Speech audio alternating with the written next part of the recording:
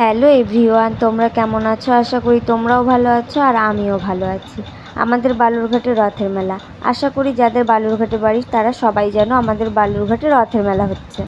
আর যারা যারা এখনও রথের মেলায় আসেনি তারা তাড়াতাড়ি চলে এসো। ভিড় দেখেছো রথের মেলায়? বাপ রে বাপ, ভিড় দেখে তো মাথায় নষ্ট।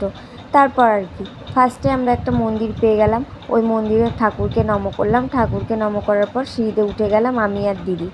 তারপর দিদি উঠে যাওয়ার পর উঠেই দেখছি একটা রাক্ষস, আর তার সাথে আমার দিদির ছেলেও ছিল। সে তো অনেক ভয় পাচ্ছি যে রাক্ষসটা দেখে আমাকে তো ভিডিও করতে যেতেই দিচ্ছে না, ভাবছি যদি রাক্ষসটা আমাকে খেয়ে নেয়। তার জন্য নিজেও কান্না করছে আর আমি গেছি তার জন্যও কান্না করছে। তাই ও কান্না করছে, আমি কি আর যেতে পারি? তাই যেরকম পেরেছি সেরকমই ভিডিওটা করেছি। আর রাক্ষসের কান্নাটা কত ভয়ানক, ওই জন্য আরও আমার ভাগনা ভয় পেয়ে গেছে। সে কোনো ব্যাপার নয়, ঠিক আছে, কিন্তু ও বারে বারে বলছিল দেখবে দেখবে, মানে দূর থেকে, কাছ থেকে না, অনেক ভয় পেয়েছে। তারপর রাক্ষসটা দেখার পর আমরা চলে এলাম রাধাকৃষ্ণ মন্দিরে। এক্ষুনি দেখতে পাবে, এই যে দেখেছো রাধাকৃষ্ণ মন্দিরটা কি সুন্দর।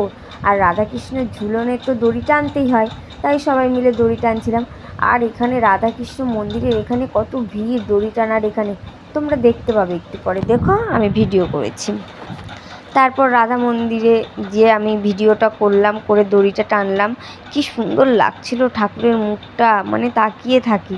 তারপর ওখানে শুধু রাধাকৃষ্ণ ঠাকুরই ছিল না, অনেক রকমের ঠাকুর ছিল। যাই হোক, আমি অত ঠাকুরের নাম জানি না, তোমরা কেউ যদি জেনে থাকো তাহলে অবশ্যই আমাকে কমেন্ট করে বলো। আর ঠাকুরগুলো এত সুন্দর লাগছিল না, প্রত্যেকটা ঠাকুর এত সুন্দর আর এত মায়াবী, মানে চোখ ফেরানো যাচ্ছিল না। তারপর সব ঠাকুর একটা একটা করে দেখলাম, দেখার পরে আমার তো খুব ভালো লেগেছে। তোমাদের কেমন লেগেছে অবশ্যই কমেন্ট করে জানাবে, ঠিক আছে? আমার এই ঠাকুরটাকে তো দেখে খুব কষ্ট লেগেছিল, মানে কি বলবো, তোমাদের কিছু বলার নেই আমাকে আর। দেখেছো, তারপরে এই ঠাকুরগুলো দেখছিলাম, দেখার পর আমার খুব ভালো লেগেছে। তারপর আর কি, এবার মেলা টেলা মানে ঠাকুর তো দেখা হয়ে গেল। এবার আমরা বেরোবো।